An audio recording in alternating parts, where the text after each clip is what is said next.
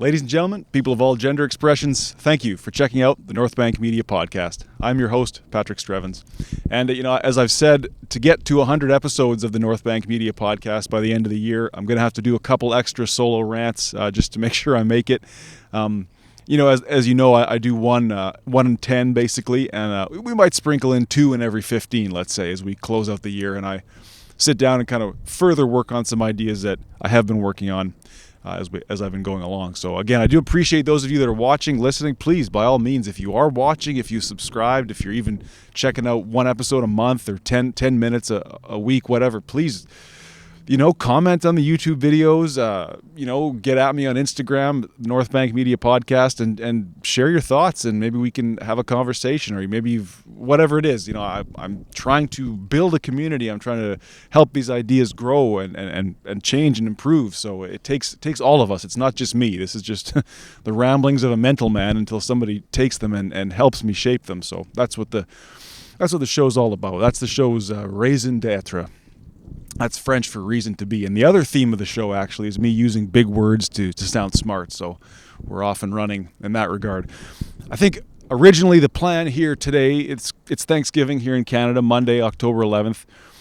The original plan here for me, I think, was to come down and do kind of a one-sided, one-dimensional, kind of self-centered, what I'm grateful for rundown. But what I'm thankful for, But I don't know that helps as many people as I'd like to think. And if the show were to help anybody, I think maybe we could dive a little deeper on some ideas rather than just me telling you what I'm thankful for in my privileged life. Privileged enough anyway. So I was thinking about a conversation that I had with a friend, and we were trying to nail down a date for him to come on the podcast, and that is forthcoming. We've finally done so, and we had a date picked, and he said, well, it's Truth and Reconciliation Day in Canada. Maybe it's best if we put our voices on hold for a day, and or don't mention that we're recording on this day, and in that way elevate or allow Indigenous voices to come to the forefront. And I have no problem with that in theory. Really, I think that's a fine idea. I said, though, I don't know about Truth and Reconciliation Day as an idea. I think maybe in some ways it's gestural. Of course, it comes, I think, from a compassionate place, from a place of guilt and of understanding the wrongs that were no doubt committed against the Indigenous population of this country in the past and continuing on to this very day. Now, that's not my issue. And so I guess in some ways TRC Day, which was, I forget, it was in late September, I believe, mid to late September, he said, well, we kind of got into a back and forth about it and said, well, I think that's fair if you want to hold space for Indigenous voices, as they say, but I don't know that in and of itself is a good thing or a positive thing or as constructive a thing as we'd like to think. But we did, anyways, end up postponing the podcast, and we talked a bit back and forth, and he said, well, I think Truth and Reconciliation Day, I think it makes more sense than Thanksgiving.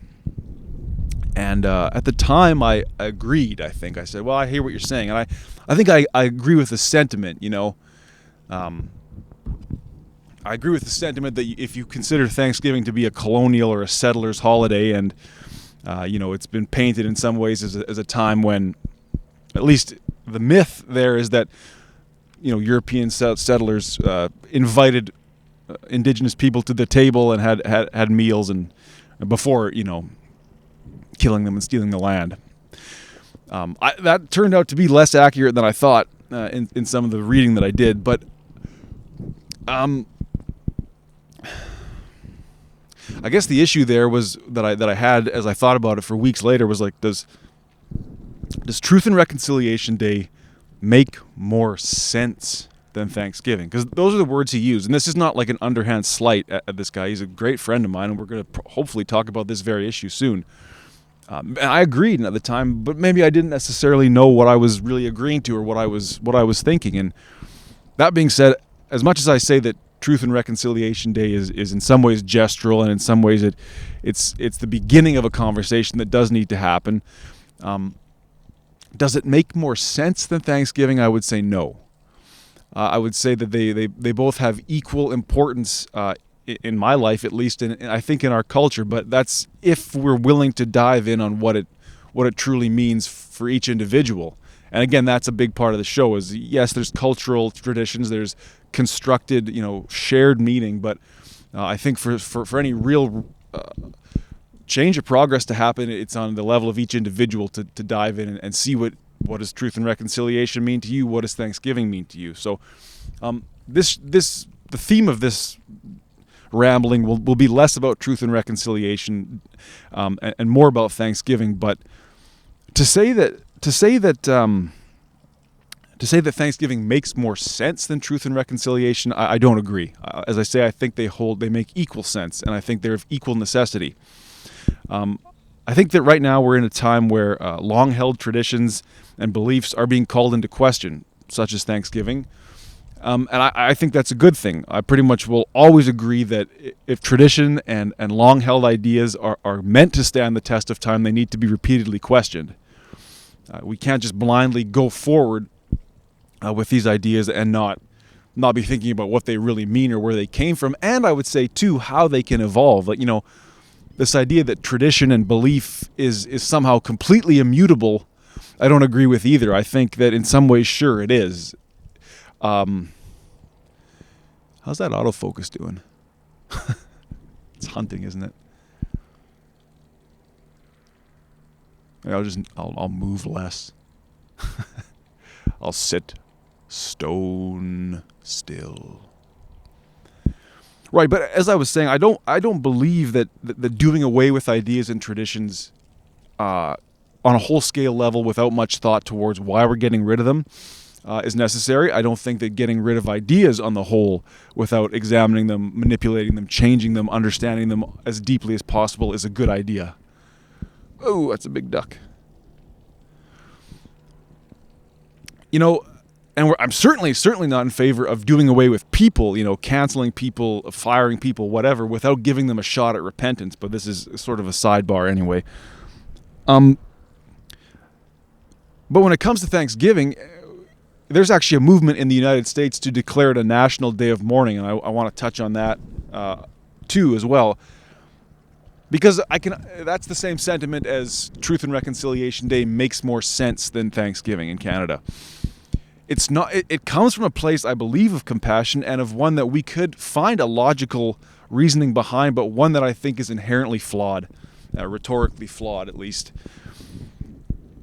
So what I decided then at least was that maybe a little bit of history, a little bit of educating myself for a change was necessary here. So Thanksgiving was first celebrated by Europeans in North America in the year 1578. It was explorer Martin Frobisher, English explorer Martin Frobisher, and his crew had just landed. I found conflicting reports in what is now Nunavut or perhaps Baffin Island. Maybe that's the same thing. I got to really brush up on my Canadian history and geography, but nevertheless, Frobisher and his Christian English expedition crew who were looking, it was a mining. They were after ore. Ultimately, landed and just thanked God Almighty that they made it, because to sail from England to the Arctic in 1578, you're thanking somebody for making it, Thank God, I guess, is as good as anything. So that actually predates the American Thanksgiving, I guess, in Massachusetts, Plymouth, I think, by over 40 years. And as I said, there was a chaplain on the crew on the ship, and he performed a Christian rite of thankfulness, and they did eat. Sounded like they probably ate a little more than they would have been rationed normally. So that's the first instance of a sort of informal but still recorded Thanksgiving on North American shores, again, by European settlers. Now, I understand there's more to this debate, and we'll continue here. Or there's more to this sort of idea, and we'll continue down the line. 1606, Samuel de Champlain ordered feasts to take place in Port Royal, actually as a means of preventing scurvy. And Micmac, indigenous members of the Micmac tribe were invited, and they apparently ate and drank and fired off their guns. So it sounds like a pretty lit celebration. Sounds like a good time. Again, Again, yes, were the Micmac dispossessed, marginalized, genocided? I'm not as familiar as the eastern part of the world or the eastern part of the country's experience with the colonialization, but I can imagine that it wasn't all eating and drinking and firing off guns for fun. But I think it is interesting that these two early instances of European Thanksgiving in Canada were in some way out of necessity, right? Like these guys felt the need to thank God for their survival and their arrival in the New World. And Champlain ordered these feasts, a sort of disproportionate allocation of resources, if you will, the food, in hopes of preventing scurvy, and then inviting the Micmac, I guess, for a little flavor. I don't know, out of goodwill, perhaps. But this is obviously the beginning of Thanksgiving as a colonial celebration, and of course rooted in Christianity. I was reading an article in the Vancouver Sun that I'll link to. I believe the historian's name was Harold Johnson, and he made an interesting point. He's actually of Cree and Swedish descent, so that's an interesting mix. And he's a historian, I think a lawyer, author. And he said that the portrayal of Thanksgiving as the settlers sharing with the Micmac indigenous people is actually a perversion. This idea is a perversion. He believes it was the other way around. He says that the settlers, there's instances where the settlers may not have survived without the Micmac mercy and charity. Those are my words, but essentially his point was that the Micmac who were doing the giving, and the settlers that should have been thankful. And of course, long before Europeans and indigenous North Americans met, they were both celebrating and giving thanks at this time of year for the harvest, for the bounty of what they were able to produce in the summer and the spring and summer, right? So this is, European peasants and indigenous North Americans would have held celebrations of harvest at this time of year before their respective peoples ever met. And Harold Johnson even goes on to say that the indigenous people in North America had advanced gratitude ceremonies, days-long celebrations, whatever that looks like, dancing, feasting, you name it. I'm not completely an expert on it, obviously, but you can imagine that of course it's in the human, it's a very human action to, I would say, to give thanks to a higher power, and we see that.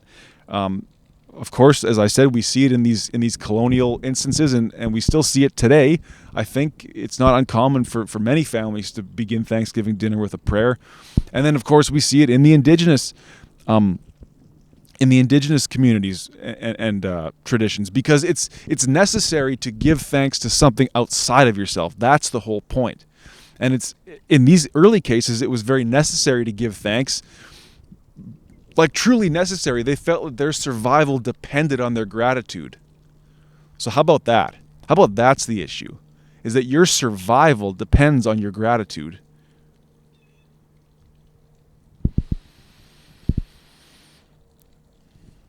And I like that Johnson's sort of part in the article ends with him saying, it's not my job or it's not my role to tell people how to give thanks or to criticize people on how they choose to give thanks. And I think that is fundamentally important, of course.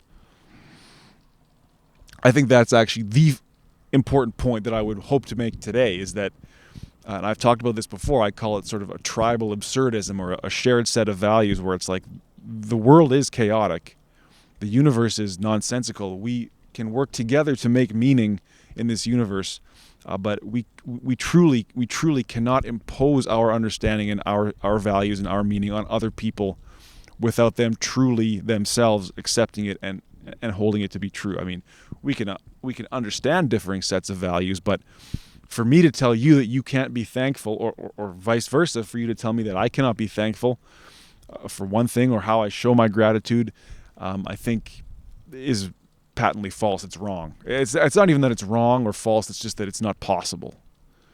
We all give thanks in our own way. So it got me thinking about this idea about tradition being forged in blood. Tradition being forged in blood, like we could say that in the sense that tradition is passed down through bloodlines from generation to generation within a family, or even the way behavior in animals is passed down through the bloodlines. Tradition requires blood, but it also, I think, in some sense, requires bloodshed. So let's turn again now to colonial Canada. Canada was founded on a genocide. If not a full-on genocide, if you don't want to go that far, you'd have to agree that it was at least a cultural whitewashing in the name of God, in the name of the Queen, in the name of, you tell me. But what happened here was a direct attempt to wipe out or to assimilate forcibly, with little regard for others, other many storied and long-lived traditions and cultures that were here. What I mean to say was they were forcibly assimilated against their will. If you don't want to call it a genocide, you have to at least accept the methods that the Europeans used against the indigenous North Americans. Were with the mind to wipe out, flatten, assimilate their culture into their own. Right, but all things great, all nations, all families, all people have roots in conflict, in death, and in sorrow. Okay, it's incumbent, I think, on the generations of the present to accept that yes, this great nation, Canada, which provides plenty to its citizens and plenty to other people, was founded on genocide, on bloodshed, on conflict, on death, and a certain amount of sorrow is necessary.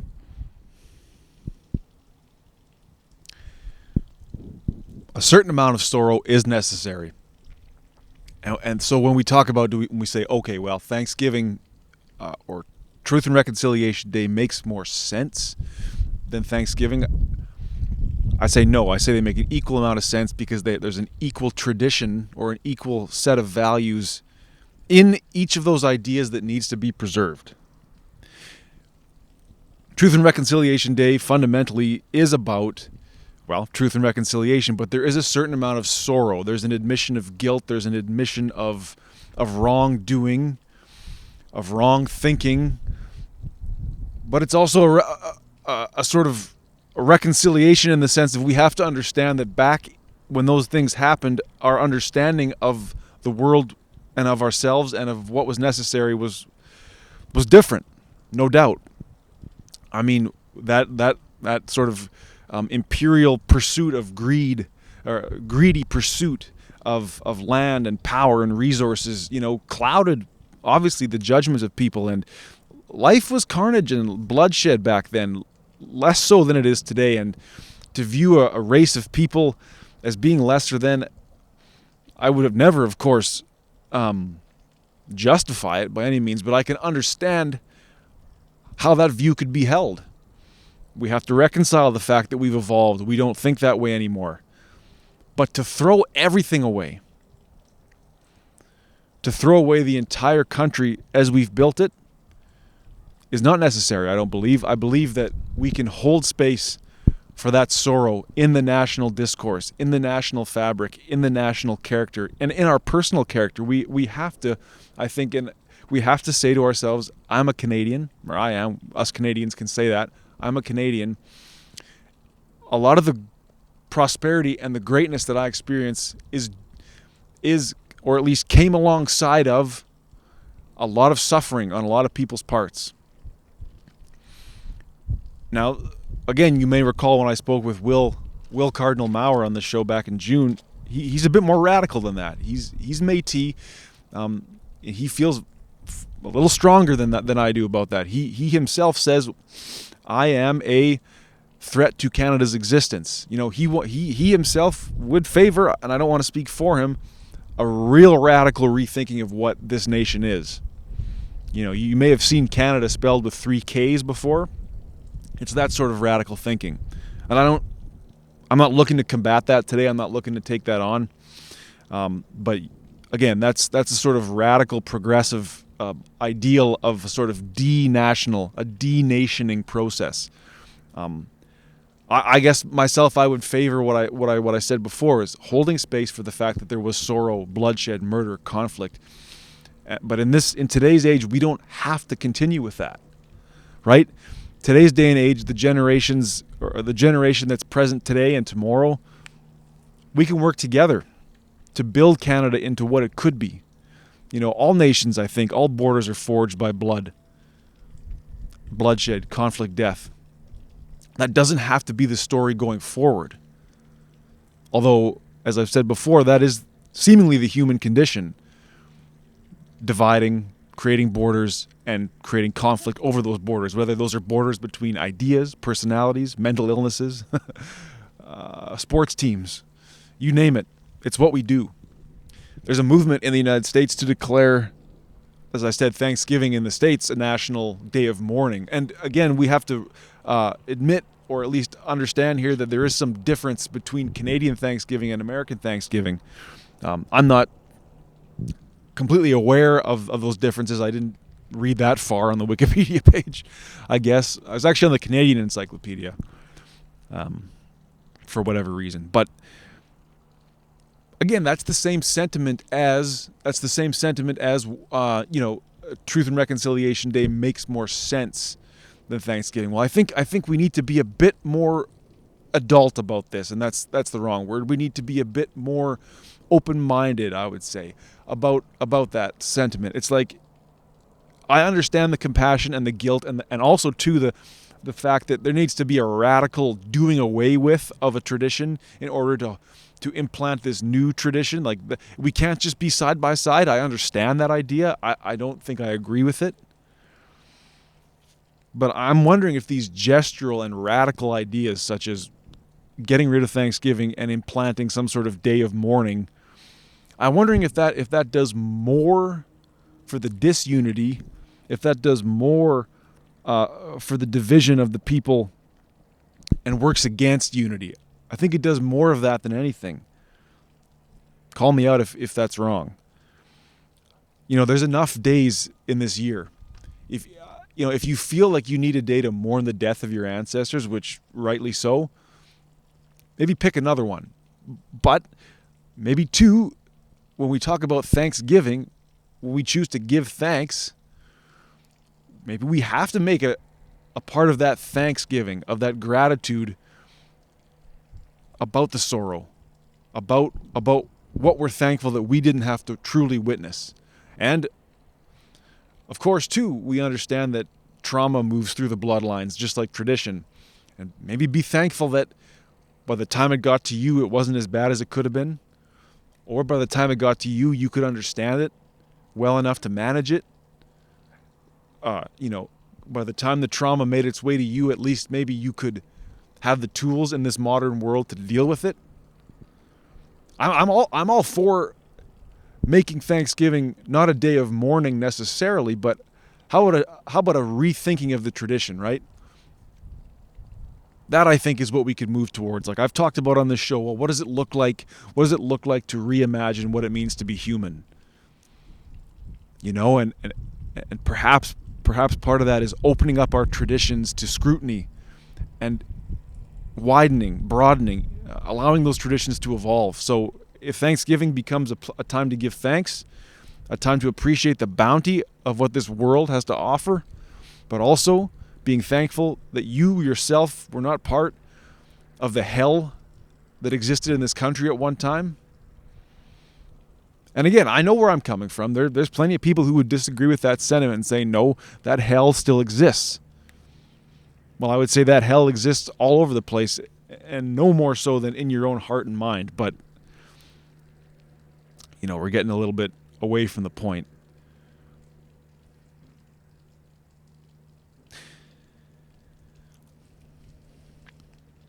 And so I understand this idea that if you yourself are in favor of this radical rethinking of Thanksgiving, or a radical rethinking of any tradition, that it's not your job to educate me, right? You've heard this before. It's not my job to educate you about why these things are wrong. Like, it's right, like that. Remember Bo Burnham on Inside with the sock puppet? It's like, read a book or something, like it's not my job to explain to you why Thanksgiving is I hate the word problematic, but why Thanksgiving is a sort of loaded term.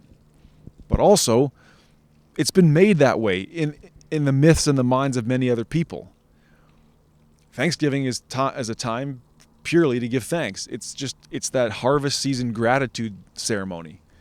If you see it as a time when the colonial powers that be, the settlers, the ancestors of the settlers, celebrate stepping on the skulls of your ancestors, well, then don't celebrate it. But I would then caution you, don't throw out the whole idea of being grateful. Right? So I understand that it's not the job of those who feel marginalized, dispossessed, the sort of ancestral victims of genocide.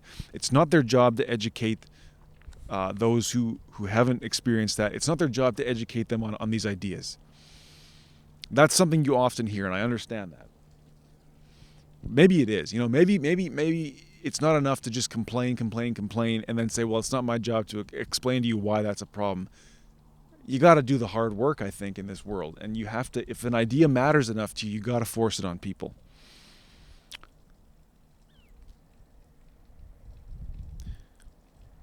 I would say, too, in some ways, I find this an interesting issue because myself, on my father's side, there is indigenous blood. As my great-grandmother was Métis. My grandmother herself was a residential school survivor. And yesterday, I gathered with my father and his family and some family friends, my mom, everybody was there. And we had one of the most earnest and bountiful Thanksgivings that I can recall. Everybody gave, and everybody, I truly believe, was thankful to be together. And so I think more than anything, that's what it's about. These radical ideas of doing away with long-held traditions, I think, are less about the ideas and the traditions and the values and more about a sort of idea of control. And I think we've seen, at least in the last year and a half, as tired as this discussion is getting, we've seen ways in which we as people are as out of control as can be. Like, meaning the world, our lives, we are not in control of them.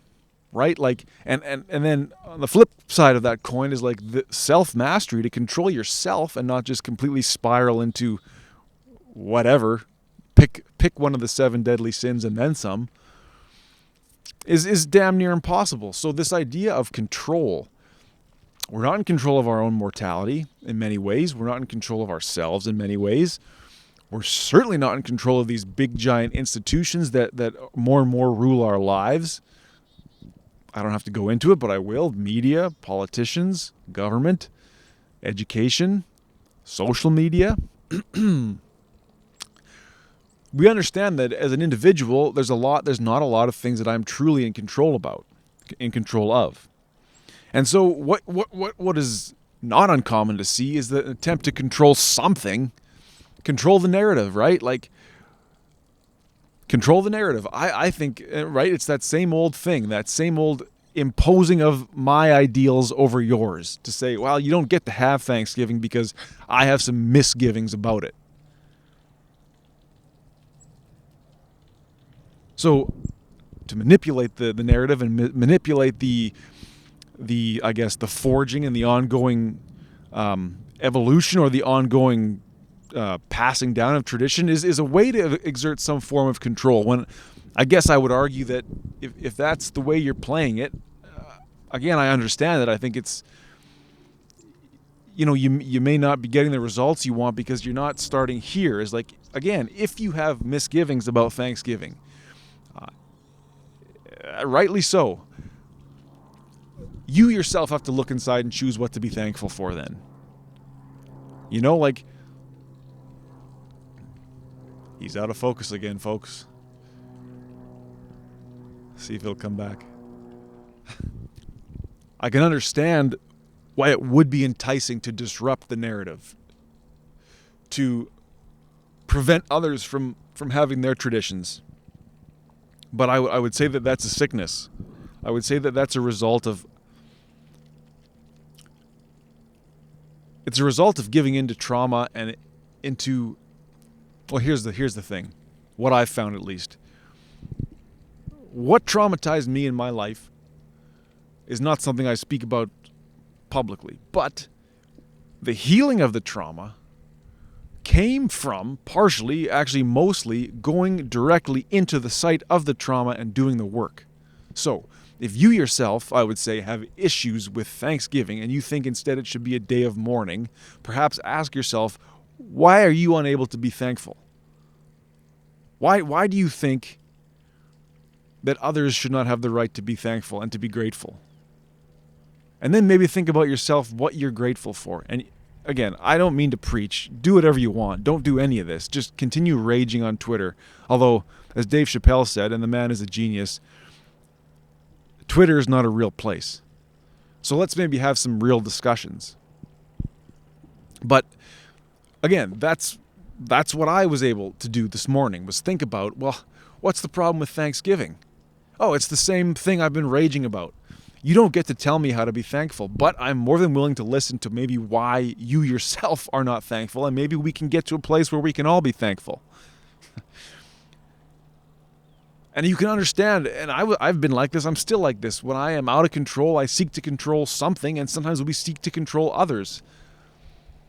You know, we all desire a little bit of power, sometimes in control. I'm no moral no moral statue. But I would that'd be my closing thought, at least, or the end of this rant that I'm not sure how it went. I think it went all right. Beautiful day out here on the North Bank. Whatever it is that's traumatizing you, and it's coming out in a way of it's this radical attempt to manipulate the narrative, to change and to control and to coerce, dive headlong into that. Because if it's making you unhappy, that's where the issue lies.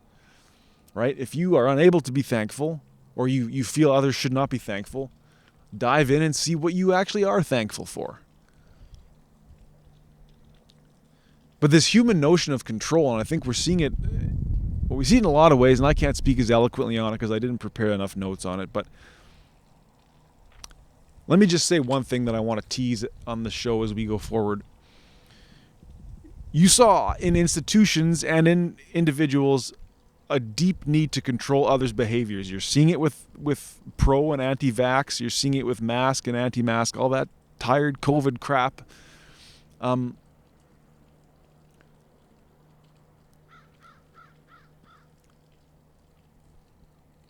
We are coming towards the tail end of the pandemic if we're not there already.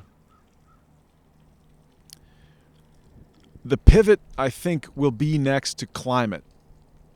What I mean to say is once they've wrung all the control and they've installed all the authoritarian means on us that they can, and COVID has moved on, and we've moved on from it. Make no mistake about it, or at least I feel truly that the next move then will be climate. And we're all going to be made to feel guilty about our existence on this earth because of the climate. And again, I'm not well versed enough to go much further than that. I do need to do some reading. I do need to get on top of this issue. Climate change alarmism versus reasonable, rational things that we can do for sustainability, let's say, of our resources, of our environments, of ourselves. Those are two different things. So whether it's Greta Thunberg coming back in, or they find some other younger, more Nordic-looking child, make no mistake about it, climate change will become the new COVID, and there will be, whether it's crippling lockdowns, limited movement, limited consumption of resources, that's what's coming, I think. And I don't mean to just get up on the soapbox and rant like a lunatic. It's something I want to talk about sincerely, because surely humans are having an impact on the climate, but for us here in a small northwestern corner of the world, to just needlessly clamp down on certain things, I suppose, while China and India, for instance, continue to burn coal with very little regulation, I don't see how that makes sense. And leading by example is not really a thing in international affairs, I don't think. So that is somewhere I'd like to go. And I think this notion of human control, and its control through manipulating the narrative, through imposing a set of ideals, right? Like we saw quite clearly, and I talked enough about it in the last episode, render unto Caesar, render unto God, this idea that suddenly now we're using religious terms to talk about the political. You will, make no mistake, you're seeing it, you will see it in the forefront as we go through the 20s, where climate change is now this religious cataclysm that we need religious language to talk about, and we all need to feel guilty, and we all need to feel sinful about our participation in it. So that's definitely something I'm looking forward to examining, because I'm sure sick of examining COVID. I don't think I'm going to do it anymore. And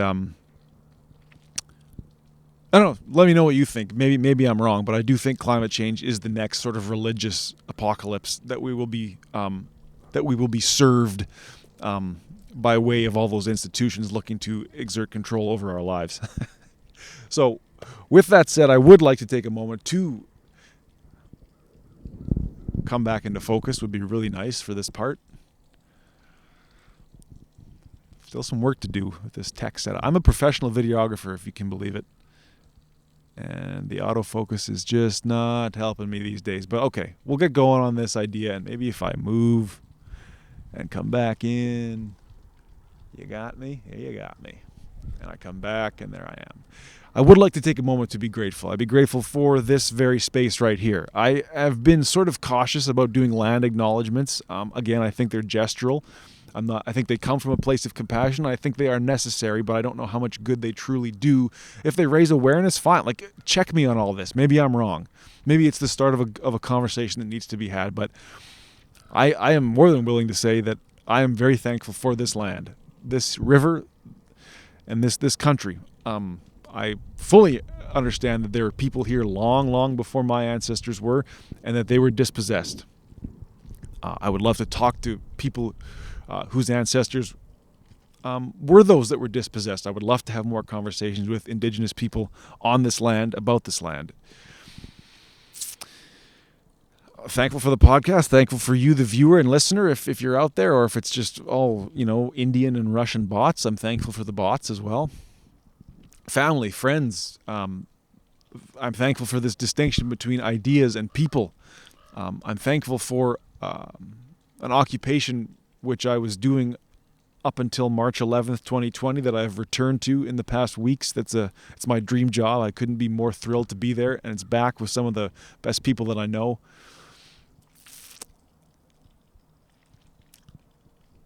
Grateful to be healthy, grateful for family, friends, a bountiful year. And there's not much more to say. I hope that maybe some of this helped. And again, it's less control and more letting it go.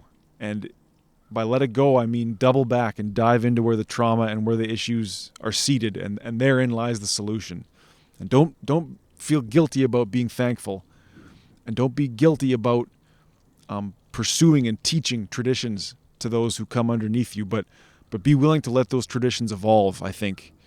And I'm going to try and do a little bit of that myself as this weekend plays out. So thank you for listening to the North Bank Media Podcast. As always, you can contact me through Instagram. Is probably the best way. Would love to talk to anybody. If you've got a small business, we're doing some more sort of profiles in small business.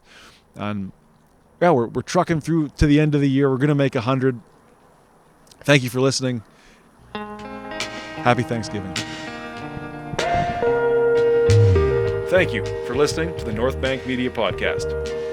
If you enjoy this conversation, please subscribe on YouTube and give us a like. If you're listening on Apple Podcasts, please subscribe as well and leave a 5-star review.